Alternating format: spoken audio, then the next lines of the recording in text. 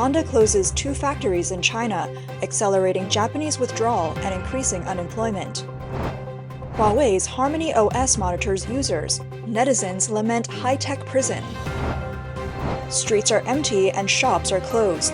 Hong Kong's economy is declining. Chinese Olympians afraid to be interviewed stay silent on camera. Chinese patriots accuse gold shops of fraud. According to multiple media reports on July 25th, Honda Motor Company will make significant production adjustments in the Chinese market by closing factories. The first step involves closing or stopping production at 2 of its 7 gasoline car factories in China. The factory in Guangzhou will close in October 2024, and the production at the factory in Wuhan will be suspended from November. As China's economy declines, unemployment rates rise, and consumer spending drops sharply. Car sales have been heavily impacted. In the first half of 2024, sales of major Japanese car companies like Toyota, Honda, and Nissan in the Chinese market decreased by 5.4% to 21.5% compared to the same period in 2023. In 2021, Japanese cars had a 22.6% market share in China, but by the first half of 2024, it had dropped to 14.9%. Honda experienced the highest sales drop at 21.5%. In the first half of the year, Honda sold only over 400,000 cars in China, continuing a 3-year trend of declining performance in the Chinese market. In 2023, Honda's sales in China also decreased by 10.1%, totaling only 1.2 million cars. Honda was one of the first Japanese car companies to enter the Chinese market. In 1998, it partnered with Guangzhou Automobile Group to establish Guangzhou Honda Automobile Company Limited. It started with the production of the Accord in China. Later, Honda partnered with Dongfeng Motor Group to create Dongfeng Honda Automobile Company Limited. Honda built 7 factories in China with an annual production capacity of 1.5 million cars, making up about 30% of Honda's global production capacity of 5 million cars. China became Honda's largest production base worldwide. The Guangzhou 4th factory, which is slated for closure, has an annual production of 50,000 cars, and the Wuhan 2nd factory has an annual production of 240,000 cars. Closing these 2 factories will reduce Honda's production capacity in China by 290,000 cars, accounting for 19% of its production capacity in China. The Nikkei reported that Honda also plans to stop production at its first factory in Guangzhou, reducing its overall production capacity in China to 1 million cars. Netizens lament that many people will lose their jobs again. They hope foreign companies won't leave, saying, "We're too familiar with domestic practices. Foreign companies truly follow labor laws, and without their presence, will domestic car prices increase? Will car companies sign contracts to avoid price reductions and competition?" Recently, many Japanese companies have been withdrawing from China. On July 24th, Japan's Nikkei Asia reported that Japan's leading steel company, Nippon Steel, decided to end its half-century partnership with China's Baoshan Iron and Steel. In 2004, Nippon Steel and Baoshan Iron and Steel, a subsidiary of China Baowu Steel Group, established a joint venture to manufacture and sell automotive steel sheets. The joint venture contract expires next month, and Nippon Steel announced that it will not renew it, selling its 50% stake to Baoshan Iron and Steel for 36 billion yen, ending their 20-year partnership.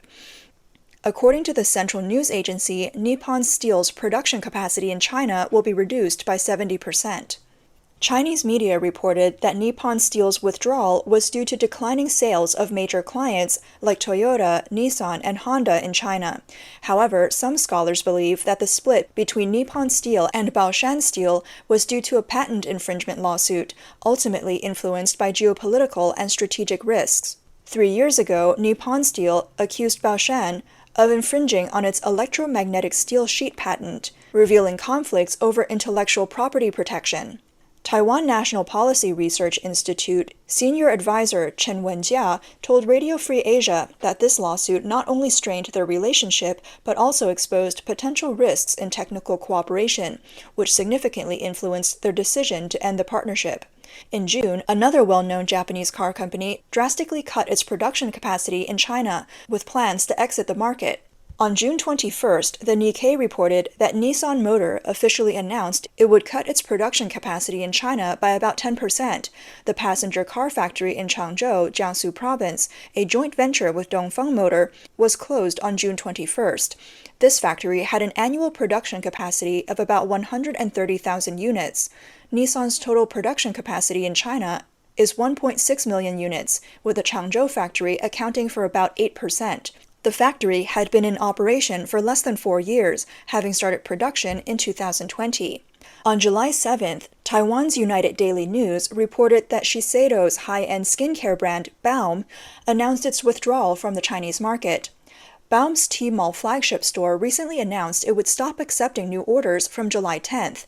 At the same time, Baum's first concept store counter in China, the Shanghai Real Department Store counter, is now closed. Shiseido China representatives stated that Baum decided to stop selling products in the Chinese market due to strategic adjustments. This year, with rising anti-Japanese sentiment in China, several Japanese companies have withdrawn, sparking another wave of departures. As Japanese companies leave China, taking multiple supply chains with them, China's unemployment crisis will worsen. Chinese netizens have revealed that the Harmony OS Next system by Huawei has an integrated website blocking feature in its web view, similar to the built-in browser of regular phone systems. This is based on network detection, meaning that every URL you visit will be uploaded to Huawei. If you use a third-party browser that relies on the system's web view instead of its own browser engine, it will also be affected. Some netizens noted that Harmony OS doesn't allow third-party browser engines, similar to iOS. So, not only will the system browser log the websites you visit, but third-party apps will also be recorded. They fear that once Huawei sets this precedent, other domestic Android devices will follow suit, making all of them susceptible to this kind of surveillance. Netizens on the Pingtong website claim that all Huawei products have a built-in URL blacklist. Even offline, they automatically trigger URL censorship. Previously, someone posted on Pingtong that Huawei's routers and 4G or 5G network cards have built-in censorship features. Huawei's network infrastructure equipment sold to telecom operators is even more so, as content-based automatic censorship and AI-driven mass surveillance are functionalities demanded by the Chinese government. Mocking Huawei's tone, a netizen sarcastically said, "Every website you visit is meticulously recorded by us. Say goodbye to internet freedom and embrace internet harmony." Harmony OS opens up a brand new internet life for you. There's no website you can't find, only websites you never thought of. Don't worry, we're just helping you filter out disharmonious information. What you see is what you want to see. Netizens lamented, "Isn't this what WeChat and QQ apps already do? If you can escape Huawei, can you escape WeChat?" They describe it as a high-tech prison with no escape for ordinary people. It's no wonder the world is banning Huawei. They truly infringe on user privacy. In recent years, Western countries have realized that using Chinese equipment extensively is akin to opening their doors wide to the CCP. Currently, the US, Germany, and the UK have decided to remove Huawei equipment. Compared to the US and the UK, Germany hesitated for a while, but finally announced in May that it would completely dismantle Huawei equipment domestically. Huawei accounts for 59% of Germany's 5G network equipment, and it will cost at least $59.7 billion to achieve a complete removal. But for national security, Germany seems determined to expel Huawei this time. In response, the Chinese government argues that the removal of Huawei equipment by Western countries under the guise of national security lacks factual basis and substantial evidence. They describe it as blatant technological discrimination that harms the legitimate rights of Chinese enterprises. Netizens testing the Harmony OS system once again prove that Huawei is merely a tool for the Chinese government to steal personal data and monitor the entire Chinese population.